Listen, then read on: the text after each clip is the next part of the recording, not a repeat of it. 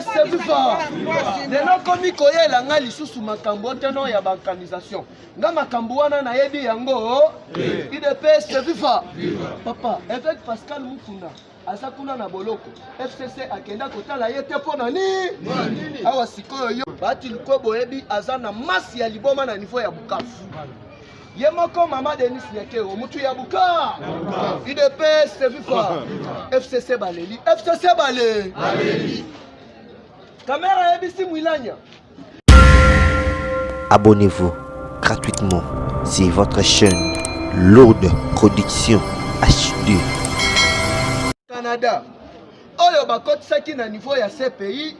Mukolo ya dimanche na tongo de CPI ba se prononçaki. Awa siko yoka. Toloba te. To panza te. Tombola siko loboko ganga ba. IDPS c'est viva. Ce pays, après avoir accusé la réception de la plainte déposée par les ONG des droits de l'homme canadiens, la Cour pénale internationale CPI s'est dit prêt à envoyer la première invitation à Kabila et tous ses acolytes qui ont commis des actes de violence des droits de l'homme en République démocratique du Congo. IDPS c'est viva. Awana soye bisayo mukolo ya lobi dimanche ba découvrir fausse commune na niveau ya campus. Soki otali vidéo wana okolela. Bakuti du moins plus de 400 étudiants. Oyo bakundi bango na niveau ya campus na Zamba kuno. IDPS c'est viva. Kasi il faut justifier bakangi moko oyo atangi olive le awa nazoye bisayo Bruno Chibala lelaka ta salini awa tokotangela bino déclaration ya Bruno Chibala tokotangela bino déclaration ya ministre ya défense baye bapesa Kabila ko Kombo ministre ya défense Ngoyi Mukena azali ministre ya FCC boete IDPS c'est viva awa yoka déclaration ya ministre ya défense Ngoyi Mukena. Les forces armées ont salué les nominations et la mise en place opérée au sein des FARDC par le commandant suprême, son Excellence Félix Antoine Tshisekedi Tshilombo. Et moi, le ministre de Défense, je suis déterminé à aider les chefs de l'État. Il n'y a qu'un seul magistrat suprême. Tombola Loboko Gangaba. Si on a un peu bref. Pour expliquer bino sikoyo Kabila na batunaye bakomi kobanga ni toloba te to panza te so kanda mbongo ya 100 jours kamera yibaki yango ye moko te ti ayibaki apesaki 10% na église catholique IDPS c'est viva awo koyoka makambo mission ya liboso oyo kamera salaki na yango ezalaki ko-espionner présidence de la République. Alors que l'église catholique na Kabila abandaki ko coopérer plus na asiatique, l'église catholique abandaki ko coopérer plus na Union européenne. Alors que Batouana babandaki coopérer trop dans les marchés. IDPS c'est viva. Mais faut-il railler? Azo coopérer sikoyo na États-Unis na Israël. Tant que Batouana bazali batu ya transparence. Alors ba imposer na Union européenne na asiatique, il faut ba kende ba s'allier et pas ya fachi IDPS c'est viva.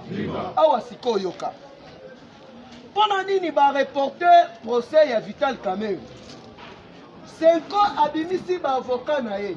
Après si Vital Kamerhe boyebi diplomatie au fatia betaki sa diplomatie eliko les deux avocats français oyo balingaki baya ba défendre Kamerhe bapimelaka bango batusa te basalini awa sikoyo bapesi Kamerhe deux avocats moko azali rwandais mais akoma congolais na kimuko IDPS c'est viva là Nemi Mwilanya na basengezi oyo azalaka na seni bake kotala Kamerhe bayebisi ye ndenge zawana yo ozalaka un peu soi-disant populaire na niveau ya Bukavu. il faut to sangana parce que dengue degré comme ko kendele biso nyonso to ko se retrouver na bolo to sala sikoyo to appuyer eloko wana ya république ya Kivu UDPS viva alors que na kati ya prison eza na batrona me tombola na loboko kanga ba UDPS viva quelque chose le pourquoi na minute oyo mukolo ya lobi mokonzi ayambaki baati lukwe boyebi aza na masi ya liboma na niveau ya Bukavu ye moko mama Denis Nyakero mutu ya Buka UDPS viva FCC baleli kamera yebisi mwilanya soki lelo nga na se retrouver na boloko avant bino eza pona kabi atindi nga na bamakambu moko boye oyo nasali lelo na se retrouver na bolo UDPS viva lelo komi koyela nga lisusu makambo teno ya baorganisation nga makambo wana nayebi yango UDPS viva papa avec Pascal Mukunda asa kuna na boloko FCC akenda kotala ye te pona ni awa sikoyo yoka déclaration ya Nemi Mwilanya l'air abimi l'air alongwe na visite na ye oyo akenda ki kotala Vital Kamerhe. Certains acteurs politiques sortent des bonnes paroles à travers la bouche mais leurs cœurs sont pleins de couteaux pour faire la politique de vengeance. Est-ce que mutu asali politique à vengeance asali awa? Oyo bango babukaki bakofuta ya. Mutu a répondre ye kaka mutu na bango moko ya FCC. Mutu oyo akomi na FCC na Kimuko. Bruno Chiba. Bruno Chiba la parle et recadre les cadres et dirigeants du FCC. Je ne pouvais pas participer à une marche contre les gouvernements dont 70% des postes sont occupés par mon regroupement politique, les FCC.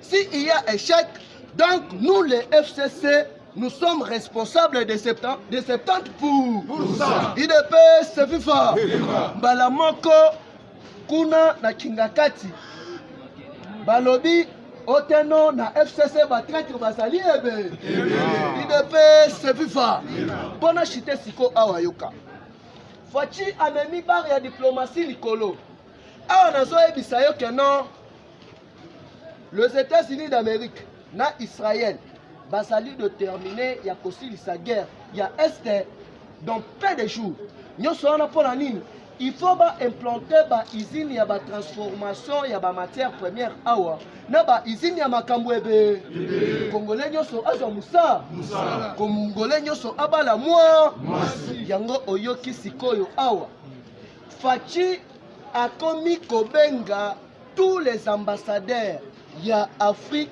ya sous-région babengaki déjà ambassadeur ya Brazzaville na Congo à bientôt ambassadeur ya Zambie na Congo ambassadeur ya Soudan na Congo Fachi azotinda ba ambassadeur na yemo oyo bakosala ba combattant ya ide tombola loboko kanga ba l'air sikoyo président ya Zambie à comprendre au niveau ya diplomatie ya Fachi atubela rata salini Sokande Katumbi azalaki na groupe ya rébellion na niveau ya za UDPS viva yango oyoka ki semaine passée SADC a ordonné na ba militaire nyonso zambien ba quitter national ba quitter territoire Congo UDPS viva balela rata basalini awa siko tozo chité na économie okoyeba le pourquoi le chef de l'état mukolo ya lobi akutanaki na ba expert na à la matière donc expert oyo babengaka na Afrique pe na monde pour na trouver solution na makambu ya dépréciation ya monnaie voilà mukolo ya lobi chef de l'état akutanaki na les doyens oyo tobengi Madi Mulumba UDPS viva parti au pouvoir viva na l'air basilisi na entretien na bango okoyeba keno pouvoir.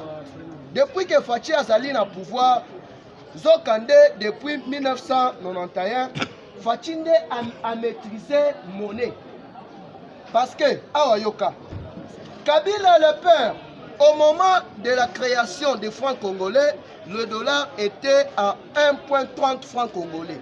Il a laissé ça à 311,60 francs congolais en 2001, soit un taux de dépréciation de 300,69%. Joseph Kabila, à son régime, le franc congolais à 425%, car son départ, il a trouvé le dollar à 15 000 francs congolais.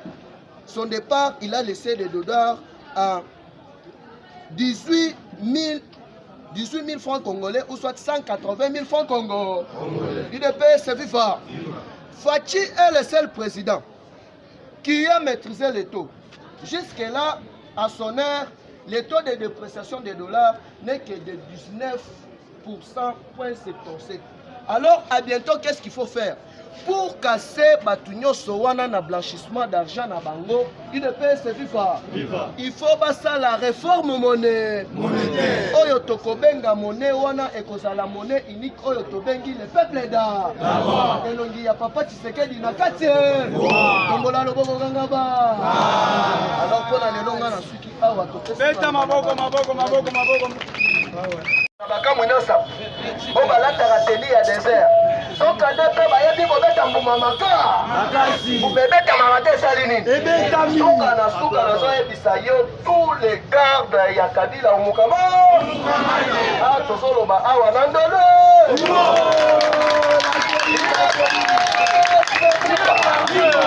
Oyo dino bolukaki bokozilisa ya. Okola loboko kangaba.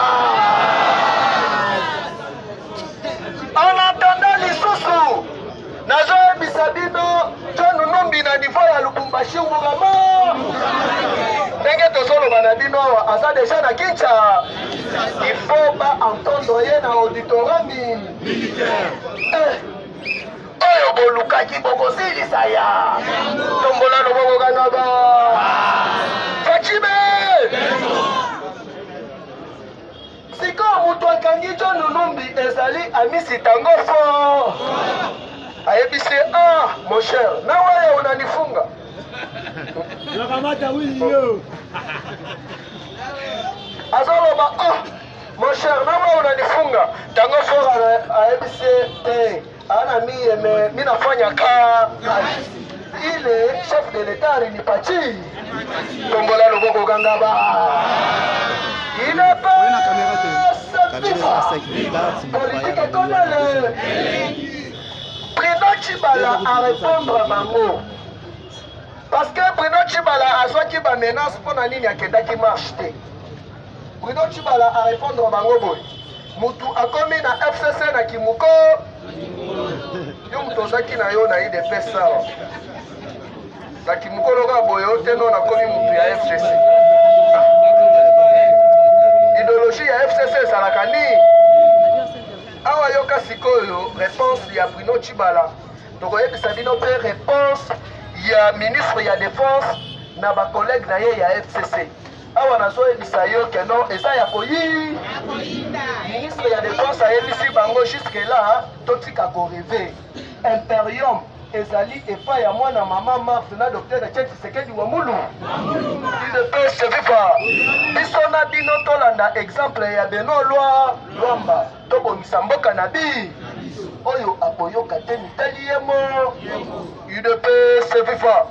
Asikoyo yoka réponse ya Bruno Chibala avant tokota na masolo sikoya ya makasi. Bruno Chibala recadre les acolytes de Kabila et le FCC, donc Front commun des comédiens du Congo. Je ne pouvais pas participer à une marche contre le gouvernement dont 70% des postes sont occupés par mon regroupement, le FCC.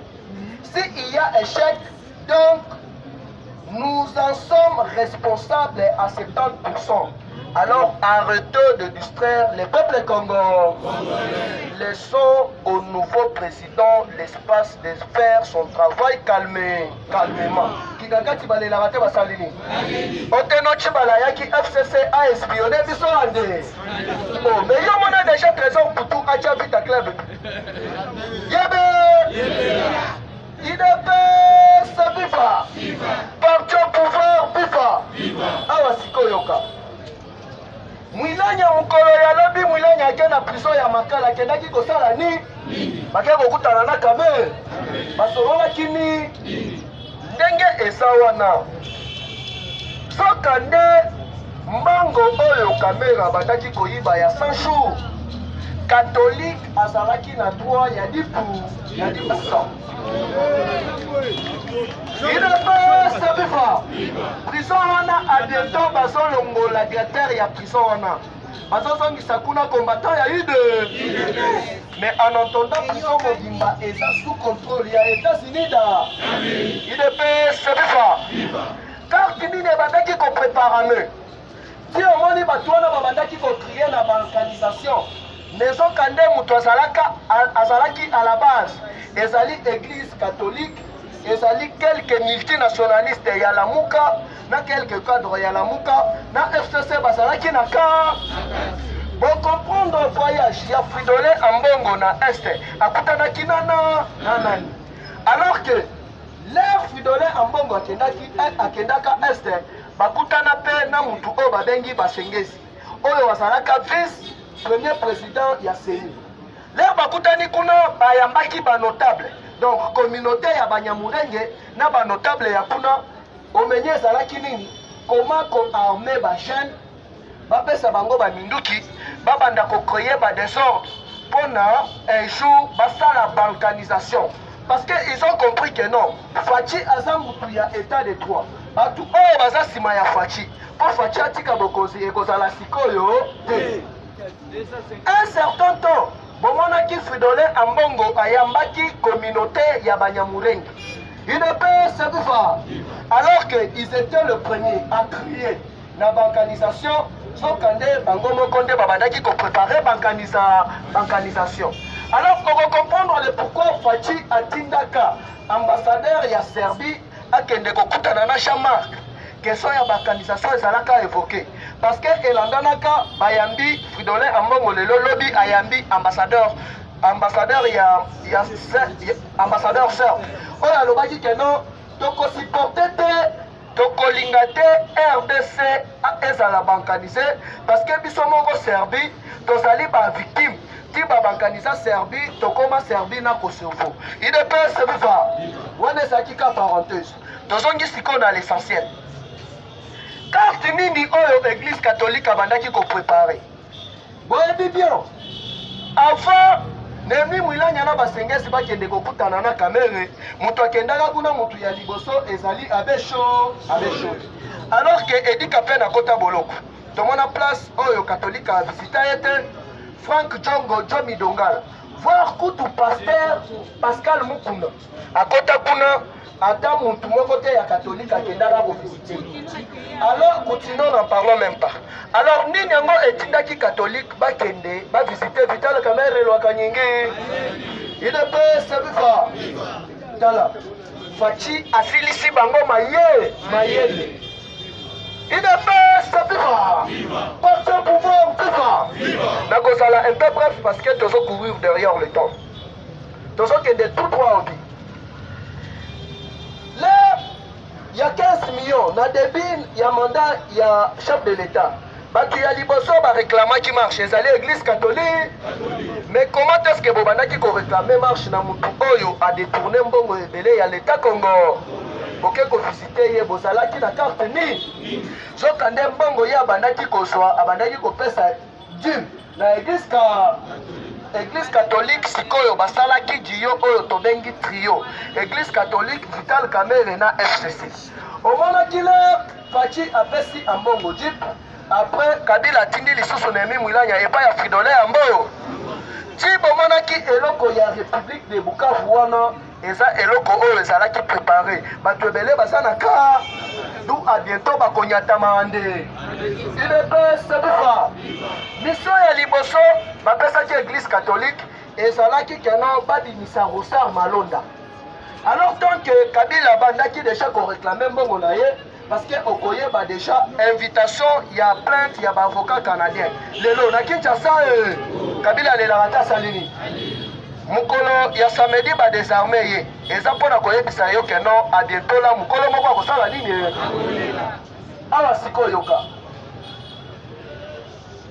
leo bapesi bango mbongo wana mission na bango échoué apesi bango deuxième mission ya kokende kosala lobbying mpo kamera asala nini abima parce que bainformation babandaki kozwa à la source na présidence bainformation babandaki kozwa na faci na minute oyo robinet ekangamaka te esali nini idps viva sikoti bamonaki na emimilani ake kuna eza ke non kamera soi-disant aza originaire ya bukavu apesa modo basangana na FCC na bandimi mosusu ya catholique mpo na koappuye ide wana ya balkanisation ya république de Kivu idps viva kamera yebisi bango boye soki nga lelo na se retrouve na boloko soki nga lelo na tombe victime mutu ya liboso ezali mpo na kabila engire nga na erreur maka mutu yango bozoloba nasala mabe aza mutu moko mystique mabe nyonso oyo tozoprepare ye azoyeba yango libo idps viva baleli to baleli te tombola sikoyo lobokokanga ba tout à bientôt là kokamwate omona abeshole umukama à bientôt là kokamwate ambongo umukama parce que batu wana baza bapasteur te mais au contraire baza bapoliticien politique yango basala yango na ndenge ya voie normale mais bozosala politique na mafia parce que Kabila l'air balongoli basoda na ye Kabila alobaki maloba moko wana toloba te topanza te Kabila alobi vile banani désarmé mistakufa mwenyewe mitatanga batraitre bo idps viva alors na minute toyebi ke non confiance ya communauté internationale nyonso ezali epai ya Fatime nalinga nalobi boye Kabila alobi boye nayebi ke non bazokanga nga me nakokufa ngai moko te nakotanga batraitre nyo avant nakende nakotika liste ya bafaux pasteur nyo ya bafaux sango nyo comme ça bango mpe bakanga mabe na bango ebima pole mpo naza na bavide tombola loboko kanga oyo balukaki bakosilisa ya tozokota sikoyo na diplomatie oyo basikoyo keno Faci papa na bango abandaki koteka mikate papa bafaci abandaki kobeta bale na tukusa mazembe mais papa bafaci azalaka kampo idps viva parti au pouvoir viva toyebi biso nyonso bien que non na discours ya liboso ya chef de l'état na palais du peuple aloba na biso ke non souci na ye posa na ye ezali à travailler congolais nyonso abala congolais nyonso azwa musa alors tant que toyebi ke non il n'y a pas de développement sans paix Fatiki babandaki komona zo voyage azokende libanda abandaki kosala lobbying mpo na guerre ya este parce que jamais okobanda ozolia awa mbume ezobeta okolia malamu ti omoni États-Unis basepeli balobi bazo appuyer sikoyo Faci sur le plan militaire batonga bakaserne badon ezoya idps viva awa Japon a se prononcer ye mpe azopesa 45 hélicoptères de guerre avec 30 drones de guerre idps viva nyonso wana eza mpona nini basilisa guerre ya este bayeba façon nini à partir ya début 2021 baya kotonga baentreprise mpe bausine ebele idps viva asikoyo kocomprendre ndenge États-Unis alingi aécarte Kagame Burundi aisole bango na niveau diplomatique yango balokaki mokolo ya lobi président ya Zambie azwi pression atubelaka te asali nini Sadek apesi armée zambienne 7 jours pour dégager territoire national. Et le PS viva. Alors, président Zambien, il faut pas relire. Alors, tant qu'il y a en Afrique, prendre mon président, il faut qu'on ait qu'il a et pas à Tshisekedi à saler la yo lobbying. Na administration ya États-Unis da IDPS viva. Donc quand même rébellion oyo bandaki koyoka na Katanga wana mokozi na Zambie mokozi nango ezali Moïse Katumbi aza na 5 usines ya transformation ya ba minéraux na niveau ya Zambie. Oyo bandaki kokotisela ye du moins 250 millions de dollars par mois. awa nazoyebisa yo awa FBI to service de renseignement ya États-Unis ya lutte contre blanchissement d'argent bambongo nyonso oyo bango bayiba omukama UDPS viva awa sikoyo ka okoyeba le pourquoi le chef de l'État ayambaki chef ya armée ya force armée ougandaise oyo babengi Wilson ayambaki avant-hier mpona nini Yoweri Museveni il faut à se représenter dans l'élection il y a 2021 alors quand ma président il faut aya à négocier na fachibe si qu'on a minute yebe ba komi ko utiliser yenet espion a espionner ba pays français oyo babandaki ko sala biso mabe IDPS viva parti au pouvoir viva yango wana dans la fin du mois fachi azobanda ko permettre to ko changer ba ambassadeur nyonso ya 9 pays voisins ya République démocratique du Congo. Mais en entendant à bientôt là, si 8e mois, Afrique centrale, SADC et Kozala na alerte rouge. Na alerte rouge. Parce qu'il faut pas qu'on a Kabi. IDPS viva. Et puis États-Unis a gocha ba base na partout dans les pays voisins.